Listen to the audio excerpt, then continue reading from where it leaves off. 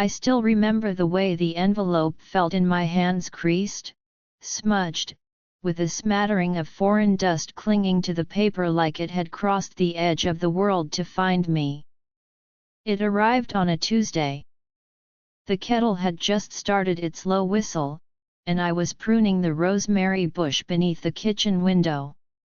Spring had settled over the village in golden patches, but war had a way of dulling even the brightest light. I wasn't expecting mail. I rarely did any more. Father had passed the year before, and my brother, Edward, had stopped writing after he was stationed near Dieppe.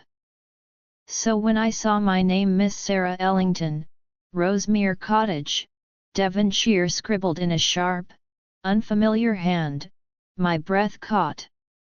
I opened it slowly, carefully, as if it might shatter. March 5, 1942. Somewhere in France. Dear Margaret. It's bitterly cold tonight. One of the boys fashioned a kettle out of a broken helmet, and we passed it around like it was sacred. You'd laugh if you saw us now, mud up to our knees in a fire that barely holds. But there's something about your last letter that I keep reading, something in the way you described spring cleaning. Makes me feel like I can almost smell the lavender on your windowsill. Strange, the things a man misses. We lost Simmons yesterday. Sniper fire. Quick. I don't think he even knew. There was something peaceful about his face when I closed his eyes. Like maybe he saw home in that final breath. Right soon. You always make the darkness feel a little less endless. James. By the time I finished, my tea had gone cold and the wind had lifted the edge of my apron. The letter was not meant for me. Margaret. Her name danced through the words like a song only he knew. Still, something rooted me to the spot. James. A soldier somewhere in France. Writing to a woman he loved or once loved. Or perhaps hoped would love him back. His words were raw. Unvarnished. Honest in the way war makes men forget to pretend. I could have sent it back. I should have. But I didn't know where Margaret lived. There was no return address. Just a scrawl of a name at the bottom and the thinnest scent of tobacco inked into the fold. And then I did the most improper thing I've ever done. I wrote back. Just one page. March 10, 1942. Rosemere Cottage, Devonshire. Dear James. I believe your letter reached me by mistake. I am not Margaret. I am Sarah. I live alone in a cottage on the edge of the village where the sea air keeps the roses blooming far too early for their own good. I was going to discard your letter. But then I read it. And reread it. You wrote with such aching sincerity that it felt wrong to let your words vanish into silence. Your friend Simmons, I'm sorry.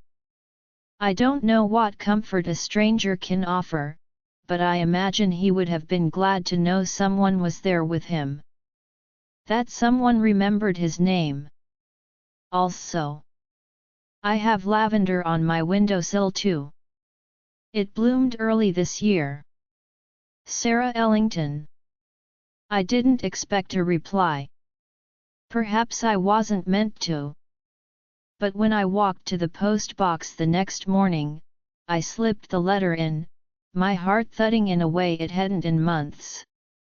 It was foolish. Perhaps even shameful. But somewhere, in a trench carved into the earth, a man named James had written into the void, and by pure chance, I'd heard him.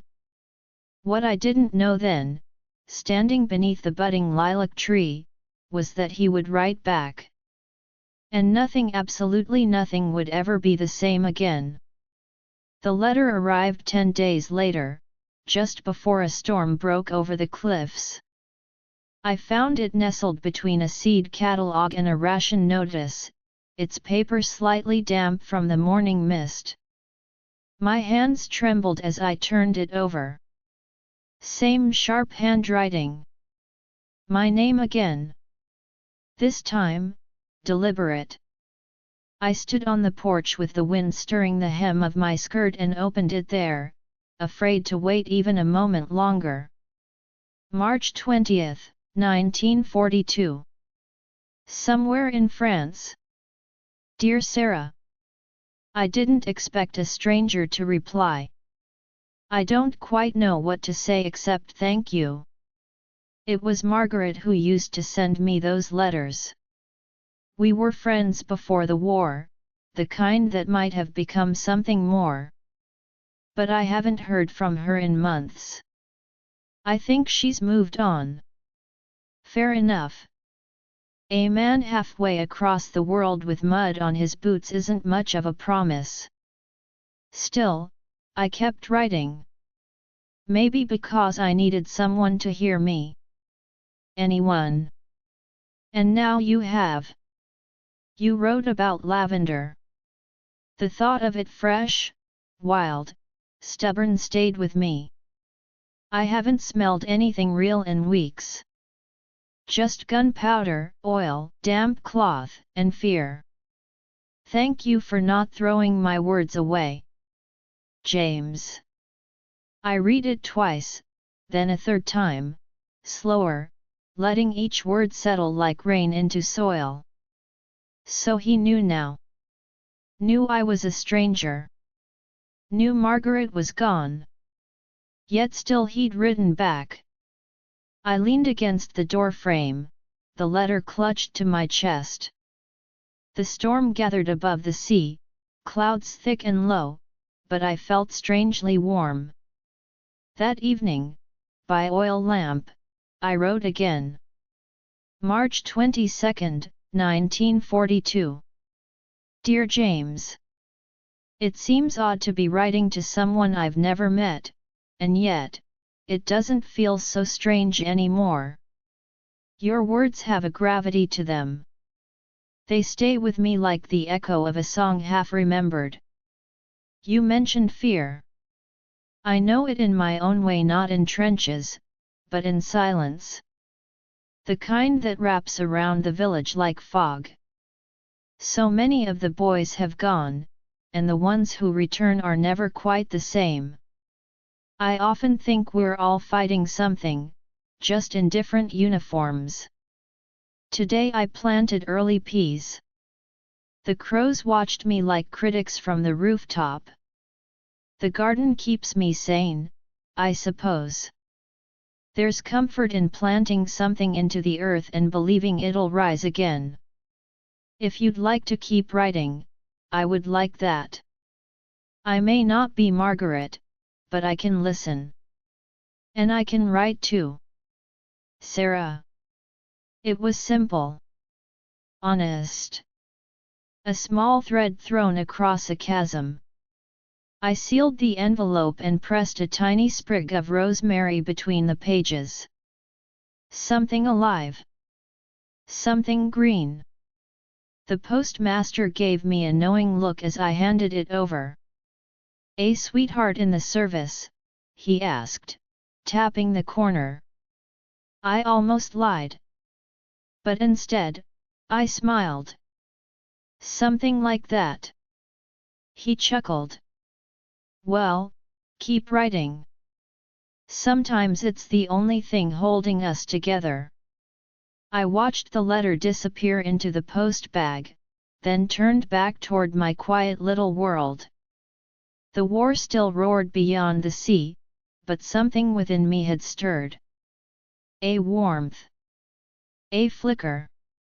A man named James had written into the dark, and now I was writing back. Whatever this was, whatever it would become, it was ours. The letters kept coming. Not daily war didn't allow for such luxuries, but often enough that I began to mark time by them. Tuesday meant the grocer's visit. Thursday, the fish cart. And somewhere in between, if I was lucky, a letter from James. He began writing about more than the war. March 29, 1942. Dear Sarah. There's a boy in my unit who hums in his sleep. It's always the same tune, though none of us recognize it. I started writing down the notes when I couldn't sleep. Funny, how sound can haunt you more than silence. I miss tea. And eggs. And the smell of something baking. I miss the idea of Sunday. You mentioned rosemary. I can almost remember the smell. Almost. Your letters are a relief. A reminder that the world hasn't ended entirely. Please keep writing. James. I did. Every letter, every paragraph, became a thread weaving its way through my days. I told him about the cat that had adopted my shed. About the way the wind blew sea salt into the curtains.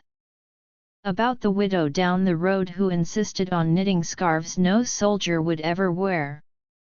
I began to wait by the post box in the morning, pretending I was checking for ration updates. But I think the postman knew. He always slowed when he reached my lane. He always smiled when he handed me the envelope. James began to ask questions. Do you sing, Sarah? What does your handwriting look like when you're in a rush? What do you dream about when it rains? Do you ever imagine leaving Devonshire, or do the cliffs have your soul tethered? And I answered. Yes, but only when I bake. My handwriting looks like a child's during storms. I dream about dancing with someone who knows the rhythm of the sea. Sometimes I dream of London, but the cliffs always call me home. One day, he sent me a sketch. A simple charcoal drawing of what looked like a night sky seen through barbed wire.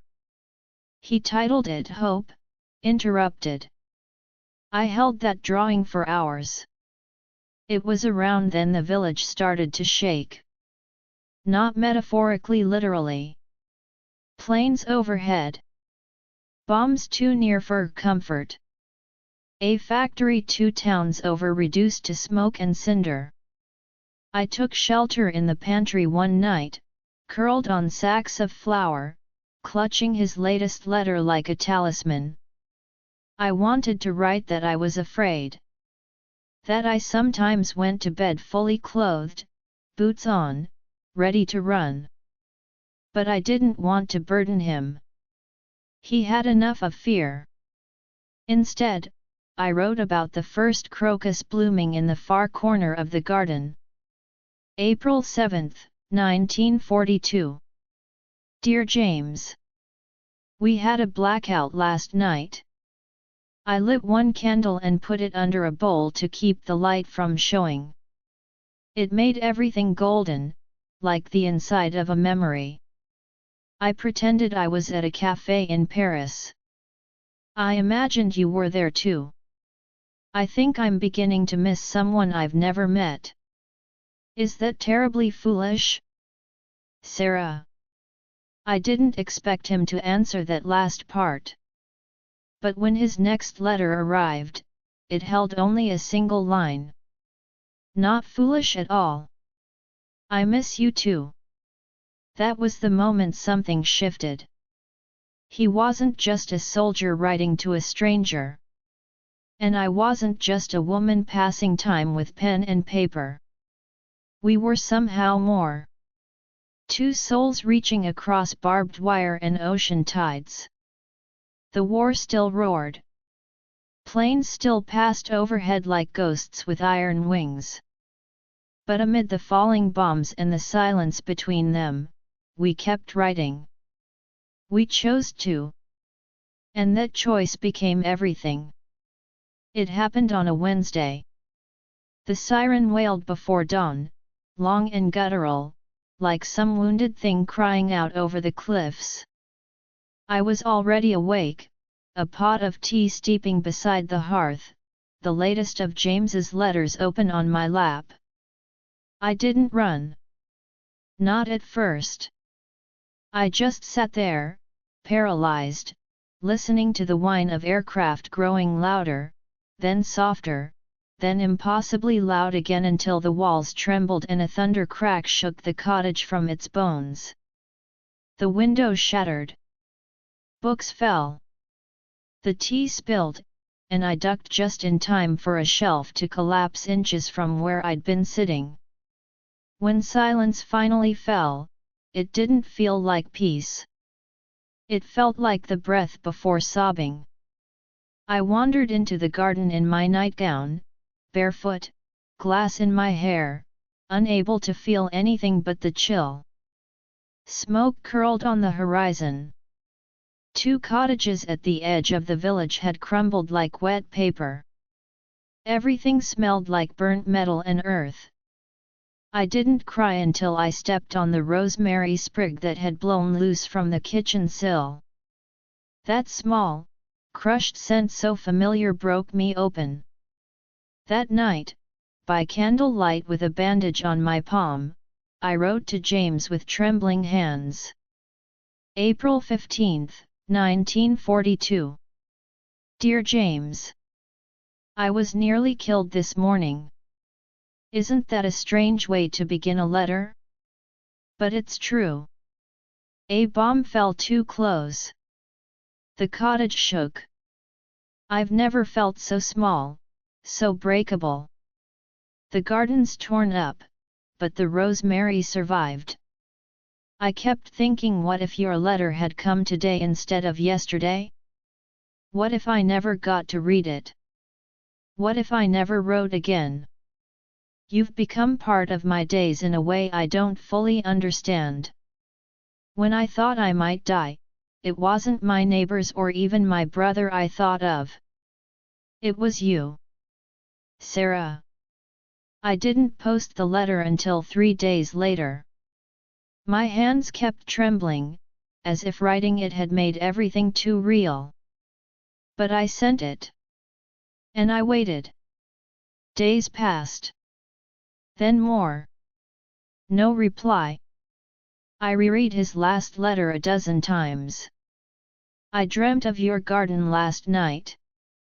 You were barefoot, humming something old and sweet, and I was finally warm. I think that was the first good dream I've had in months. If I don't make it, will you keep writing anyway? Just, write to me in the wind. In the sea. In the lavender. James. That line. If I don't make it. It clawed at my chest. I tried to convince myself the delay was nothing: transport interruptions, field movement, letters lost in the shuffle. But the fear nestled into my bones and refused to leave. I started talking to him aloud while I pruned the broken hedges. James, the marigolds are stubborn this year, I'd say. Or, you wouldn't believe the price of sugar this week. Maybe I was going mad. Maybe I didn't care. When the next letter finally arrived 2 full weeks later, I tore the envelope before I even stepped inside. It was shorter than usual. The handwriting shakier. April 30, 1942. Dear Sarah. We were ambushed. Lost 3 men. I took shrapnel to the leg. I'll be all right, but the field medic says I'm lucky. I don't feel lucky. They let me write 1 letter while recovering. I chose you. I read your words again and again. You kept me tethered. Thank you for surviving.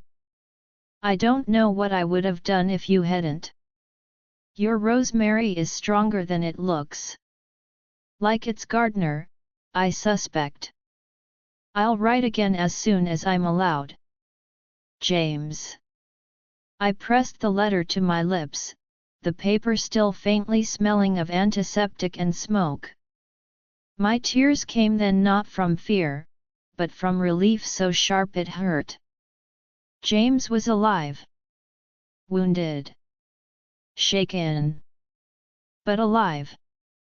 And somehow, through all of it, he'd chosen to write to me. We were no longer strangers bound by circumstance. We were survivors.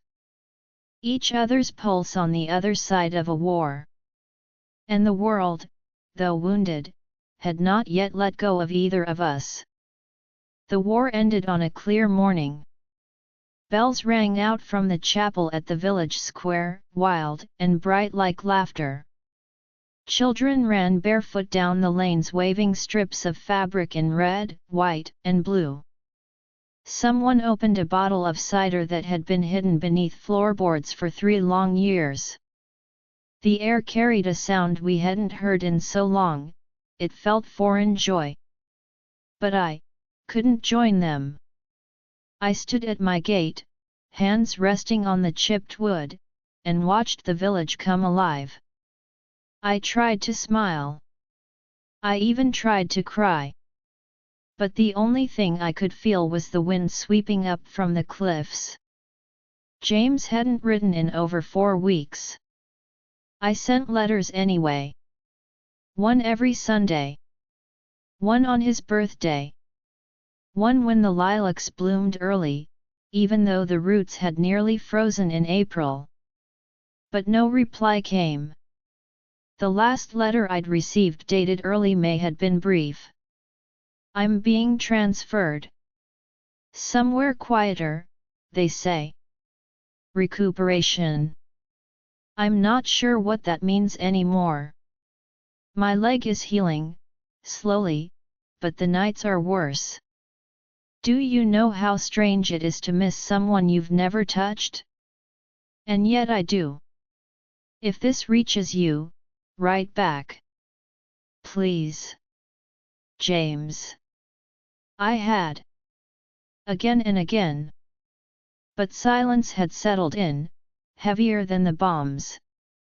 Even after the war was declared over, even when trains began arriving with uniformed men and tearful reunions played out on crowded platforms, there was no James. I convinced myself of things to stay sane. Maybe he was recovering. Maybe the letters were lost in piles of misdirected mail. Maybe he was already on his way home, just slower than the rest. Maybe he'd forgotten. That one, hurt worst of all. I busied myself with the garden. I painted the windowsills. I mended a torn quilt and baked scones for neighbors I barely spoke to. But I couldn't stop the ache. It lived in the hollows of my ribs. It sat at the kitchen table with me in the evenings when the kettle cooled untouched. The worst part was, no one knew. To the village, I was just quiet Miss Ellington. Sweet. Solitary. The woman with the stubborn rosemary and the tidy handwriting. No one knew I was in love with a man I'd never met. That I'd bled into every letter. That I kept his sketches in a biscuit tin beneath my bed. No one knew I was waiting. Weeks passed. June blurred into July. The post box remained empty. Until, one Sunday afternoon, as I returned from the market with a loaf of bread and a pot of honey, I saw him. Standing at the edge of the platform. A suitcase in one hand. A letter in the other. He wore his uniform like it didn't quite fit any more, thinner than I imagined, a scar just visible beneath his collar, and a limp in his left leg. But his eyes. God, his eyes were the same ones I'd imagined 100 times in candlelight. Our eyes met. The station spun around us like a carousel of sound and sunlight, but all I could hear was the wind and the faint rustle of paper in his hand. He stepped toward me.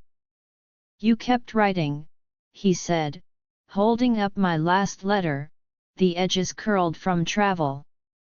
I opened my mouth, but my throat tightened. I nodded instead. My voice, my composure had been left somewhere on the tracks. He smiled, and it nearly undid me. "So did you," I finally whispered. And then, without fanfare or permission, he reached for my hand. His touch was warm. Real. Familiar in a way that made me feel dizzy. "I wasn't sure if I'd find you," he said. "You already had," I whispered. In the next breath, the world shifted again, but this time, it didn't break. I never imagined what our first real conversation would sound like. I'd read his words hundreds of times, folded into ink and silence, blooming off pages that smelled of war and waiting. But standing before him, James, not in theory or paper but in the raw, living breath of summer, I forgot every carefully penned sentence. He still held my letter in his hand, but now he tucked it gently into his coat pocket and smiled like he'd done so in his dreams. "You're taller than I imagined," I said at last. He chuckled, rubbing the back of his neck, and my heart swore it had known that gesture all along. "And you," he said, "have far more freckles than your handwriting implies." That made me laugh, sharp and sudden and free. I think it startled both of us. We didn't say anything for a moment after that. He looked around the station like it might vanish. Like I might. "I wasn't sure you'd be here," he said softly. "I wasn't sure you'd come." "I almost didn't," he admitted.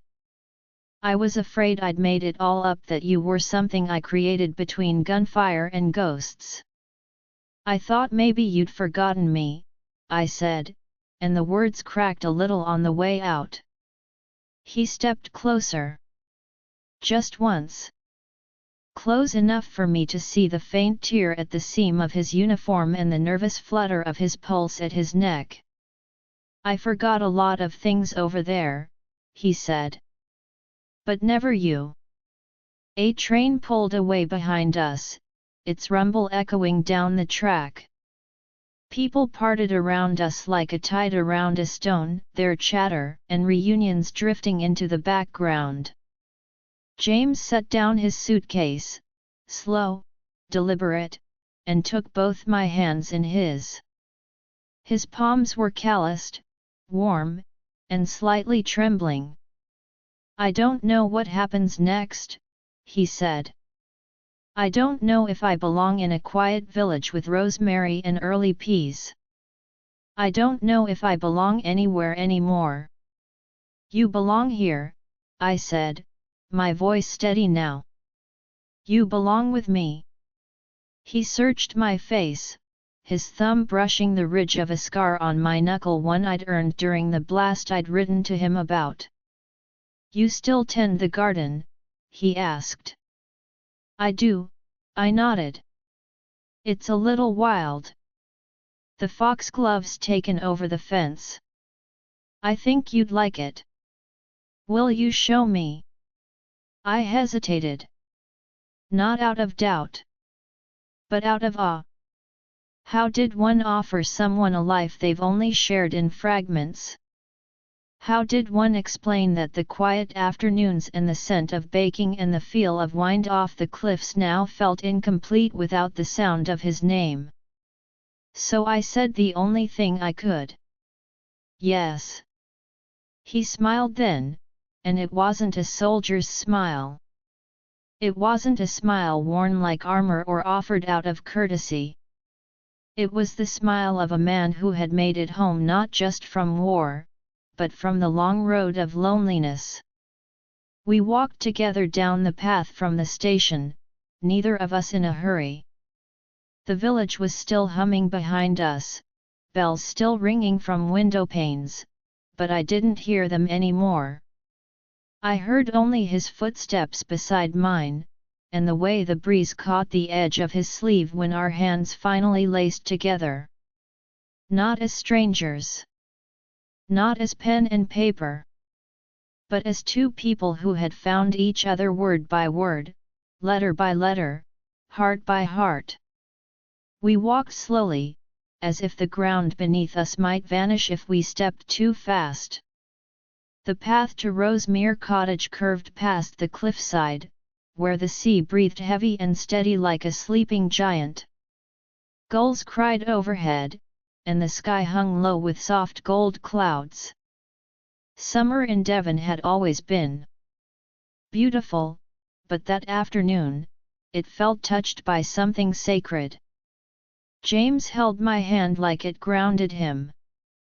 Maybe it did. When we reached the front gate, he paused. "This is where it all began," he said, smiling at the faded letters on the gate, "Rosemere." "I suppose it is," I whispered. We stepped through. The garden had indeed gone wild. Lavender leaned into rosemary, and foxgloves swayed like dancers who'd had too much wine. Petals were everywhere, frivolous and unapologetic. "It's beautiful," he murmured. I watched him carefully, trying to read what he wasn't saying. His eyes moved slowly over every petal, every leaf, like he was remembering them from memory rather than seeing them for the first time. And then he turned to me. "You saved me, you know." I shook my head. "You saved yourself." "No," he said, stepping closer, his voice thick. "It was your words. The way you made the world still feel possible. You never tried to fix me. You never lied. You just saw me. And I held on to that, Sarah. I held on to you." I didn't have an answer for that. Just tears threatening to spill and a heart full to its edges. We sat on the old garden bench, side by side, not needing to speak. The silence between us was different now, soft, unburdened. I leaned my head on his shoulder, and he exhaled, the weight of the war falling away like old skin. He pulled something from his pocket, then a folded piece of paper. One of my letters. Worn thin, creased at the corners. "I kept this with me," he said. "Even when I was moved. Even when I didn't know if I'd ever get back. It reminded me that there was something waiting for me beyond all of it." I unfolded it, and I smiled. It was the letter I'd written about my dream of dancing in the rain, barefoot, with someone who knew the rhythm of the sea. "You remember that?" I asked. "I do," he said, rising slowly, offering me his hand. "James," I began, laughing softly, "there's no music." He tilted his head, listening. "Yes, there is." And somehow, there was. The wind, the gulls, the hum of waves. It was all music now. It had always been. We danced between the lavender and the rosemary, his hands around my waist, mine pressed to his chest where I could feel the soft, steady beat of something that felt like home. And I realized then. This wasn't the end of the story.